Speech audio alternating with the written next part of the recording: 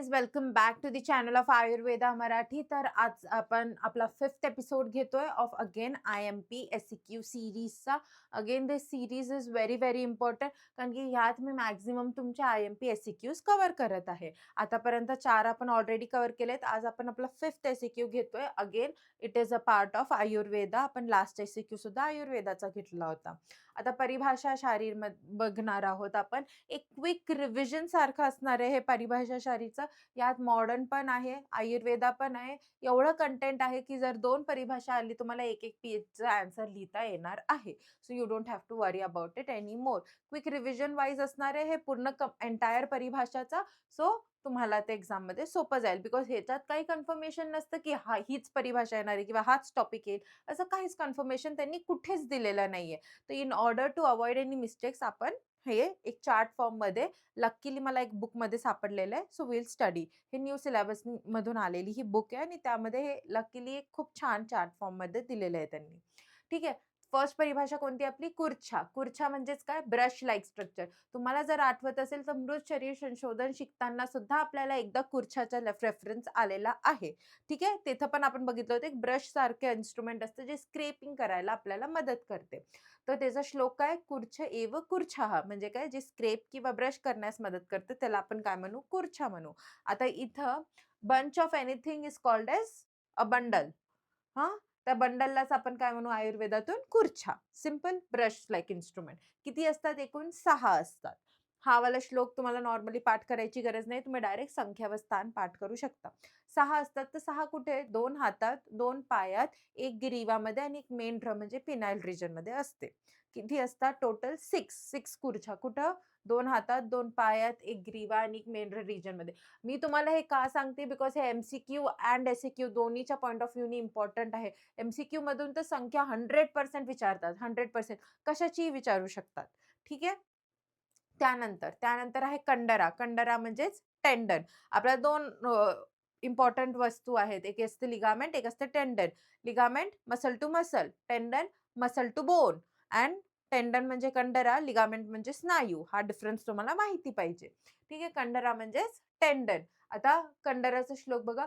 वृत्तांस्तु. वृत्तांस्तु म्हणजे गोलाकार, गोलाकार कंडरा सर्वा विज्ञेया कुशले रिह्ये. म्हणजे काय? Big cord like fibrous connective tissue continues with the muscle and attached to a bone or other parts. समजलं? मी तुम्हाला सांगितलं होतं that is bone to muscle is what?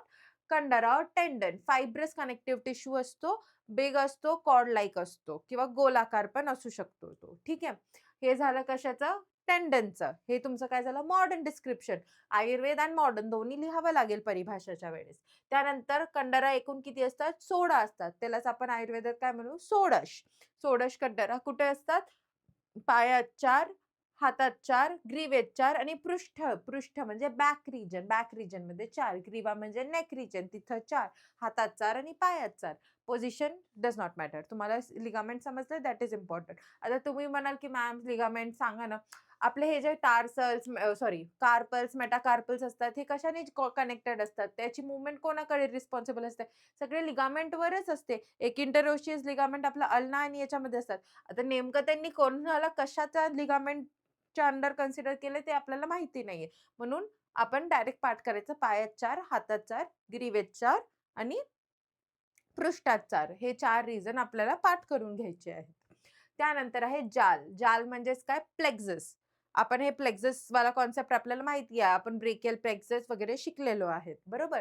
तर प्लेक्झसमध्ये बघा, मांस सिरा स्नायू व अस्थि जालानी. म्हणजे असं जाल ज्याच्यात किंवा असा प्लेक्सस ज्याच्यात मांस पण असतो, सिरा पण असतं, स्नायू पण असतं आणि त्याच्यानंतर अस्थि पण असतं. हे सगळ्यांचं कॉम्बिनेशन अॅनास्टोमोसिस म्हणू शकता एका प्रकारचं जाल म्हणजे. ठीक आहे. तर इथं काय? A typical arrangement of muscles, जे मी तुम्हाला सांगितलं. वेसल्स म्हणजेच blood vessels, ligaments, bones in wrist और अँकल जॉइंट इज और in ankle region is known as what? जाल. मॉडर्न डे अॅनास्टोमोसिस सोबत तुम्ही याला कोरिलेट करू शकता थोडंफार. हे पण किती आहे? 16 आहेत एकूण नंबरमध्ये. आता कोणकोणते येते? तर मांसापासून 6 जाल उत्पन्न होतात. सिरेपासून 4 मांसापासून 4, सिरेपासून 4, स्नायूपासून 4, अस्थिपासून 4. आता टोटल 16 होते. तर अशा कन्सिडर करून चला, की मणिबंधमध्ये 8 असतात आणि गुल्फमध्ये 8 असे धरून एकूण 16 असतात. आता एवढं तुम्ही मॅम मॅम खूप कन्फ्यूज झालं आहे ना? बरोबर. मी तुम्हाला सांगते नॉर्मली किती असतात टोटल 16 एवढं तर लर्न झालंय इथं बघा शोल्डर्स 16. तर त्याच्यातून 8 जे असतात हे गुल्फस्थानी म्हणजे काय? Uncle joint. 8 जे असतात मणिबंध स्थानी म्हणजे काय? Wrist joint. एवढं क्लिअर. त्याच्यानंतर आता त्या 8 मध्ये काय-काय असतात? तर ते मांस, शिरा, स्नायू आणि अस्थी. त्याचं डिस्ट्रिब्युशन तुम्हाला जाणून घ्यायची काहीच गरज नाही. फक्त आठवून ठेवा की 4-4, 4-4 असतात. हे चौघांचे 4-4 असतात. पण मणिबंधामध्ये 8 असतात आणि गुल्फ दिवशी 8 असतात. एकूण किती आहेत? 16 एवढंच पाठ करा. मोर दॅन सफिशियंट आहे. ठीक आहे?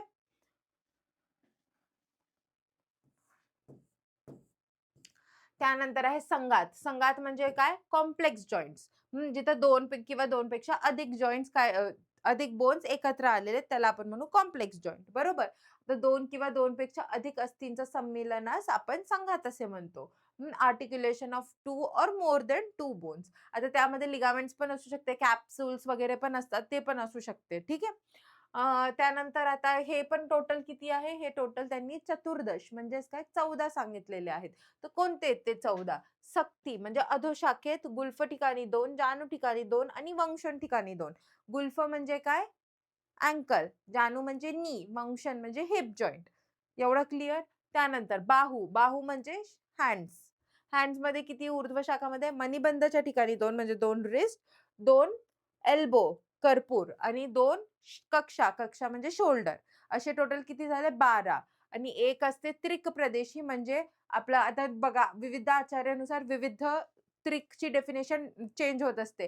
काही-काही आचार्य म्हणतात, की हे शोल्डर जॉइंट आणि सॉरी स्कॅप्युलरी शोल्डर मधलं बोलतायत. हं. किंवा काही-काही आचार्य म्हणतात ते इलियम, इस्चियम, प्युबिसवाला त्रिक जॉइंट म्हणतायत. तर विविध आचार्यानुसार विविध असतात. तर आपण घेऊ एक त्रिक प्रदेशी सपोज इलियम, इस्चियम आणि प्युबिसवालं आणि एक असते शीर प्रदेशी म्हणजे हेड रिजनमध्ये. असे टोटल आपल्याला किती 14 सांगितलेले आहेत. काय तर संघात म्हणजेच कॉम्प्लेक्स जॉइंट. क्लिअर आहे इथपर्यंत? किती ईझी होतं? किती आहे टोटल?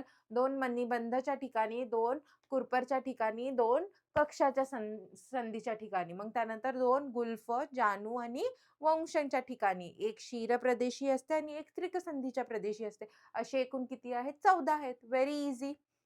आपल्याला संख्या महत्वाची आहे आणि काय कुठं असते बस एवढं महत्वाचं आहे आणि काय कशाचं फॉर्मेशन किंवा फॉर्मॅट कसा असतो.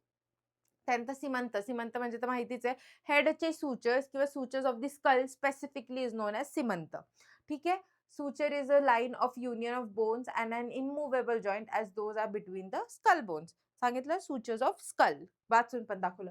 अस्थींचे संघात स्थान किंवा किनारे यांनी शिवलेले आहेत त्यांना सीमंत असे म्हणतात. शिवलेले म्हणजे काय? स्टिच, सुचर्स म्हणूनच नाव त्याला सुचर्स आहेत. बरोबर?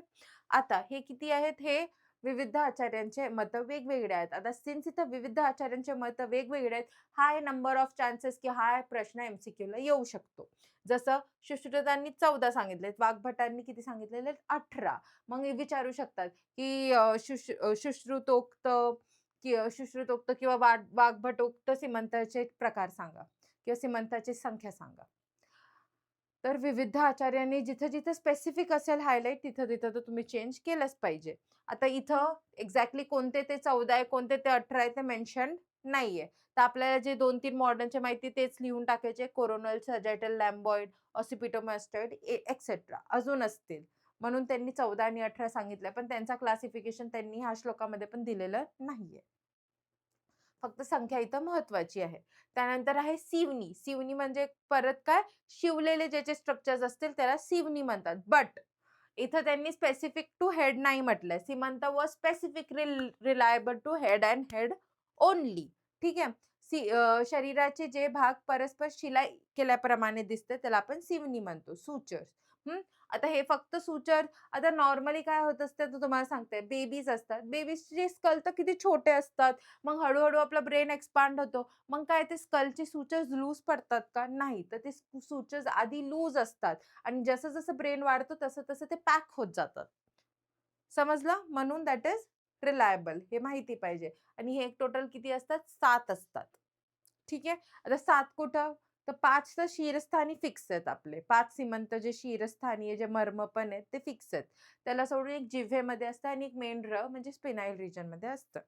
असे टोटल 7 आहे. एक जिव्हेमध्ये खालची लोवर एंडला एक सुचर असते आणि एक मेंढराच्या ठिकाणी असते. ठीक आहे. असे टोटल किती आहे? 7 सिवनी आहे.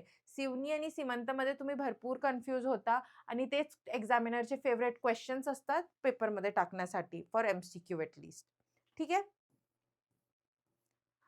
त्यानंतर आहे आपलं रज्जू. आता रज्जू म्हणजे काय? रोप लाइक स्ट्रक्चर जे धाग्यावानी दिसेल किंवा दोरीवानी दिसेल. ठीक आहे. मांसपेशींपासून बनलेल्या लांब, लचकदार दोरी सदृश्य रचनेला मांसरज्जू असे म्हणतात. Easy again. आता यालाच काय म्हणू आपण? Long facial bands or muscle bands. आता हे मी तुम्हाला कोरिलेशन याचं देते.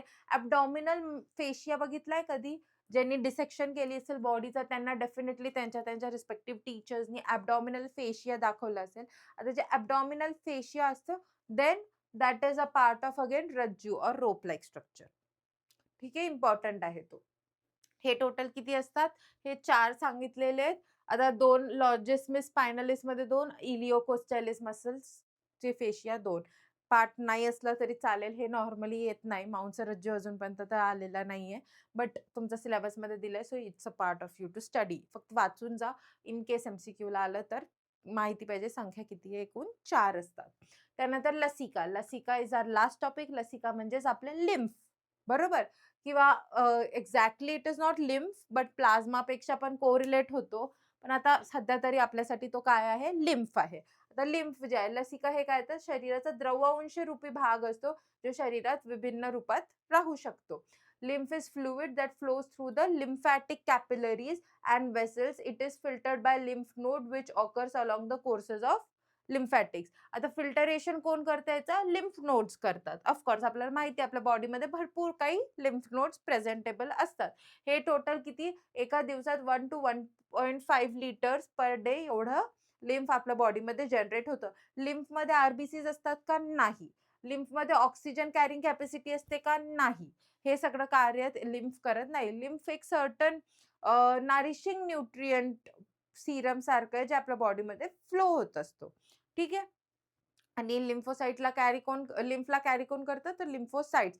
ऑल्वेज रिमेंबर जे ब्लडचा डायरेक्शन असते तो normally away from the heart आहे ना, कारण तो पूर्ण बॉडीला सप्लाय करतोय. लिम्फचा डायरेक्शन नेहमी टुवर्ड्स द हार्ट असतो. हा एक गोष्ट लक्षात ठेवण्यासारखी आहे. बस एवढंच आपल्या ह्याच्यात आहे. हां, तर आपल्याला टोटल एकूण किती आहे? एकूण 8 आपल्याला परिभाषा आहेत. अगेन सगळे महत्त्वाचे आहेत. At least MCQ point of व्ह्यूनी ते सगळे महत्त्वाचे आहेत. हा चार्ट सगळ्यांनी स्टडी करायचा आहे. जमलं तर रनिंग नोट्स काढा बिकॉज अगेन एम-सी-क्यूसाठी व्हेरी, व्हेरी इम्पोर्टंट आहे. एस-ए-क्यू तर तुमचे ह्यामध्ये 100% कव्हर होतातच. एवढे जरी पॉइंट्स लिहिले तरी आय एम प्रिटी शुअर तो तुम्हाला 5 पैकी 4 मार्क देईल आणि 4 mark is very, very good. Okay for परिभाषा शरीर.